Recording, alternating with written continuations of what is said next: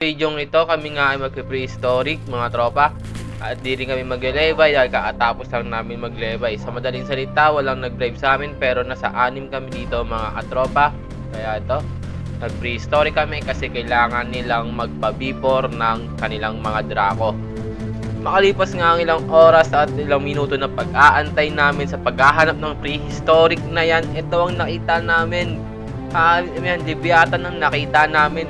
Nakapagtaka lang kasi wala namang nag-bribe sa amin mga tropa.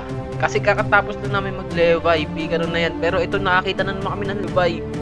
2 beses kami nakapag-levay ngayon sa araw na ito. Grabe, napakaangas. Pwede pala makakita ng levay kahit kung nagbabribe, basta marami lang kayo. Try nyo na rin kaya mga tropa. Baka sabihin nyo, sinungaling ako eh.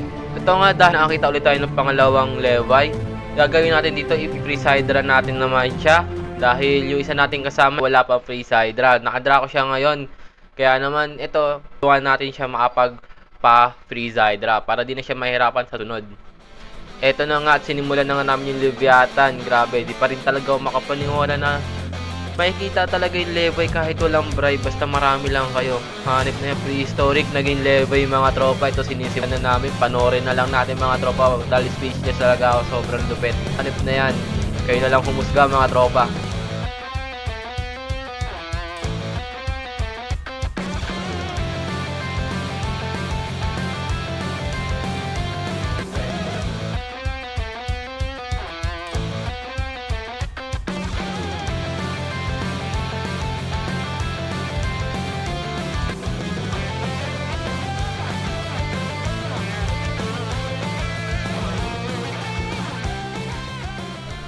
Dito nga mga tropa mamamatay ng Leviathan kaya hinahanap ko na rin dito yung boat. Kaming dalawa ng kasama ko yung naghanap na ng boat tas yung mga iba namin kasama yun yung pumapatay sa levay. Pero ang hirap hanapin ng boat kasi Picaro parang pakiramdam ko di kami nakakalis dito.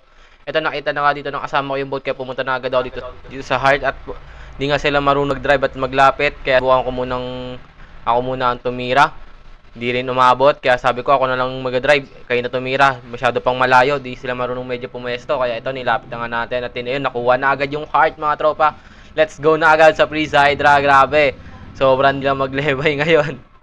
Mas mahirap pa mag-prehistoric, ano ba naman yan, uzot, pakiayos naman. Naiinis mo ako, alam mo yon. Ito na nga mga katropa, nasa hydra na nga kami at na-freeze na rin namin itong hydra kaya makapag pa-before na dito yung ibang mga gusto mag-drako. Grabe yon, prehistoric na lang kulang talaga nila. Sana mahanap na namin mamaya may prehistoric. Dito, ayan na, may mga nagano na dito. Ito isa, ayan na, pinapailaw-ilaw na nila yung mga lamp. Ako nakapasok na kanya kasi before draco na full gear na tayo mga tropa. Dahil madali lang sa atin yun. Kung gusto nyo nga para magpapilot sa akin mga tropa, message lang kayo. At kung gusto nyo sumali sa ating mga ganito level hunt at prehistoric hunt, message lang kayo sa Facebook page ko.